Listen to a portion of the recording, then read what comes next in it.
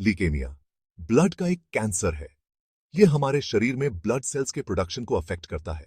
यह कैंसर असामान्य white blood sales की बहुत ज्यादा ग्रोथ की वजह से होता है। लुकीमिया को ब्लड और बोन मैरो का कैंसर भी कहते हैं। लुकीमिया में एबनॉर्मल व्हाइट ब्लड सेल्स बहुत तेजी से बढ़ते हैं। ये sales normal white blood sales की जगह ले लेते हैं। इससे हमारे शरीर की इन्फेक्शन से लड़ने की क्षमता कम हो जाती है। यह कई तरह के इन्फेक्शंस और दूसरी हेल्थ प्रॉब्लम्स का कारण बन सकता है। लुकीमिया की वजह से होने वाली प्रॉब्लम्स बहुत सीरियस हो सकती हैं। इसमें अनीमिया, थकान और ज्यादा ब्लीडिंग शामिल है। इस बीमारी का डायग्नोसिस और ट्रीटमेंट सही समय पर करना बहुत जरूरी है। लुकीमिया के ट्रीटमेंट में कीमोथेरेपी और रेडियोथेरेपी शामिल हैं। कुछ केसेस में बोन मैरो ट्रांसप्लांट की भी जरूरत पड़ सकती है। जल्दी डायग्नोसिस और सही ट्रीटमेंट से इस बीमारी को कंट्रोल किया जा सकता है। लुकेमिया होने के कई कारण हो सकते हैं। यह बीमारी कई फैक्टर्स के मिलने से होती है। इनमें अनुवांशिक, जेनेटिक, पर्यावरण, एनवायरमेंटल और जीवन शैली, लाइफस्टाइल के फैक्टर्स शामिल हैं। जेनेटिक फैक्टर्स में कुछ जीन्स का म्यूटेशन शामिल है। ये म्यूटेशंस बोन मैरो में एबनॉर्मल ब्लड सेल्स का प्रोडक्शन कर सकते हैं। कुछ फैमिलीज में लुकीमिया का इतिहास होता है, जिससे इसका खतरा इंक्रीज हो सकता है। एनवायरमेंटल फैक्टर्स में रेडिएशन और केमिकल्स का कांटेक्ट शामिल है। कुछ केमिकल्स जैसे बेंजीन लुकीमिया का कारण बन सकते हैं। रेडिएशन एक्सपोजर से भी इस बीमारी का खतरा इंक्रीज सकता है। लाइफस्टाइल फैक्टर्स में स्मोकिंग और मोटापा शामिल हैं। स्मोकिंग करने वाले लोगों को लुकीमिया का खतरा ज्यादा होता है। मोटापे की वजह से भी इस बीमारी का खतरा इंक्रीज हो सकता है। लुकीमिया के सिम्टम्स धीरे धीरे दिखाई देते हैं। शुरुआती सिम्टम्स कॉमन इन्फेक्शंस जैसे होते हैं। ये सिम्टम्स धीरे धीरे सीरियस हो जाते हैं। थकान और कमजोरी लुकीमिया के आम सिम्टम्स हैं। यह शरीर में हेल्थी ब्लड सेल्स की कमी की वजह से होता है। बिना वजह ब्लीडिंग होना और चोट लगने पर ज्यादा ब्लीडिंग होना भी एक संकेत है। बार बार इन्फेक्शन होना लुकीमिया का एक और सिम्टम है। एबनॉर्मल व्हाइट ब्लड सेल्स शरीर की इम्यूनिटी को कमजोर कर देती हैं। इससे शरीर में इन्फेक्शन जल्दी फैलता है। दूसरे सिम्टम्स में बुखार, पसीना आना और वजन कम होना शामिल हैं। ये सिम्टम्स आमतौर पर तब दिखाई देते हैं जब बीमारी बहुत ज्यादा हो जाती है। इन सिम्टम्स को पहचानना और समय पर ट्रीटमेंट शुरू करना बहुत जरूरी है। लुकीमिया को कई टाइप्स में डिवाइड किया जा सकता है। यह डिवीजन सेल्स के टाइप और उनके ग्रोथ के हिसाब से होता है। मुख्य रूप से इसे 4 टाइप्स में डिवाइड किया जाता है। पहला टाइप है अक्यूट लिम्फोब्लास्टिक ल्यूकीमिया ALL। यह बच्चों में सबसे कॉमन टाइप है। इसमें लिम्फोसाइट्स नाम के व्हाइट ब्लड सेल्स अफेक्ट होते हैं। दूसरा टाइप है अक्यूट माइलोजेनस ल्यूकीमिया AML। यह एडल्ट्स में ज्यादा कॉमन है। इसमें माइलॉइड सेल्स असामान्य तरीके से बढ़ते हैं। क्रॉनिक लिम्फोसाइटिक ल्यूकीमिया CLL तीसरा टाइप है। यह बुजुर्ग लोगों में पाया जाता है। इसमें लिम्फोसाइट्स धीरे धीरे बढ़ते हैं और एबनॉर्मल होते हैं। चौथा टाइप है क्रॉनिक माइलोजेनस ल्यूकीमिया CML। यह भी एडल्ट्स में पाया जाता है। इसमें माइलॉइड सेल्स धीरे धीरे बढ़ते हैं और एबनॉर्मल होते हैं। लेबोरेटरी डायग्नोसिस मेथड्स लुकीमिया के डायग्नोसिस के लिए कई लैब टेस्ट्स जरूरी हैं। ये टेस्ट्स ब्लड और बोन मैरो के सैंपल्स पर किए जाते हैं। इनमें मुख्य रूप से ब्लड टेस्ट, बायोप्सी और इमेजिंग शामिल हैं। ब्लड टेस्ट सबसे पहला टेस्ट होता है। इसमें ब्लड सेल्स की संख्या और टाइप की जांच की जाती है। एबनॉर्मल व्हाइट ब्लड सेल्स का होना लुकीमिया का संकेत हो सकता है। बोन मैरो बायोप्सी अगला इंपॉर्टेंट टेस्ट है।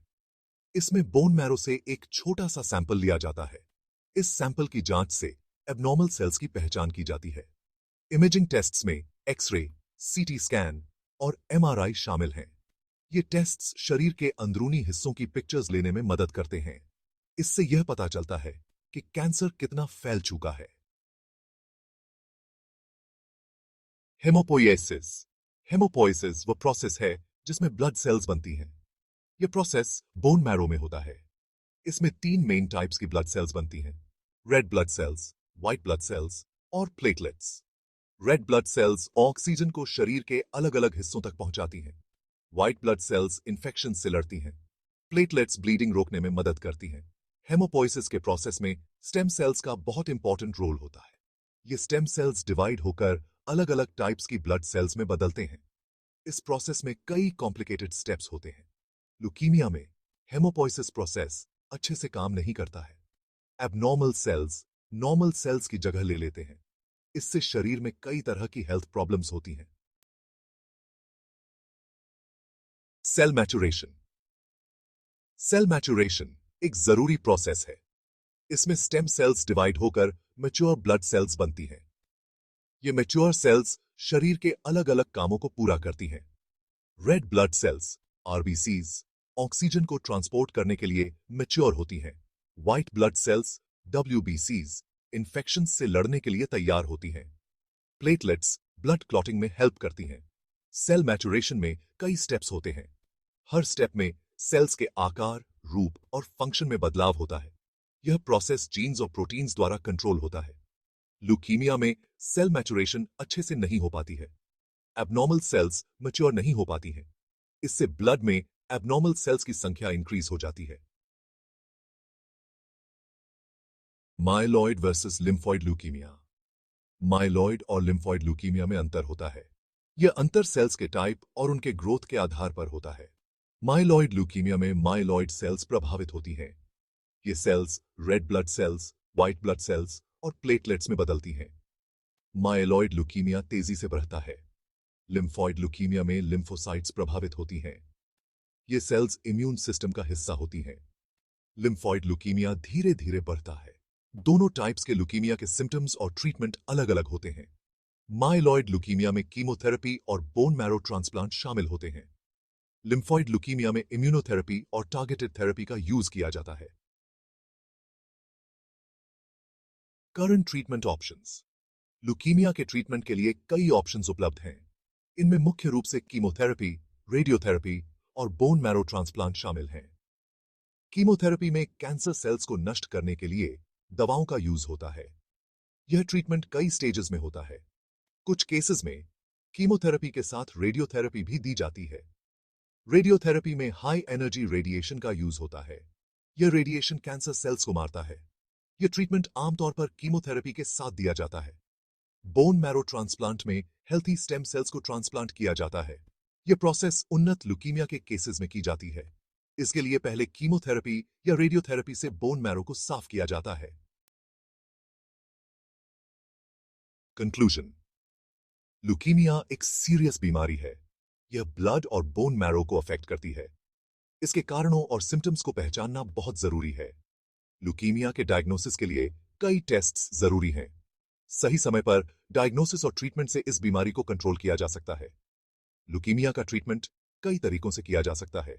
कीमोथेरेपी, रेडियोथेरेपी और बोन मैरो ट्रांसप्लांट मुख्य ऑप्शंस हैं। रिसर्च और ट्रीटमेंट मेथड्स में लगातार इंप्रूवमेंट हो रही है। इससे ल्यूकीमिया के पेशेंट्स के जीवन की क्वालिटी में सुधार हो रहा है। इस बीमारी के प्रति जागरूकता और समय पर ट्रीटमेंट बहुत जरूरी है।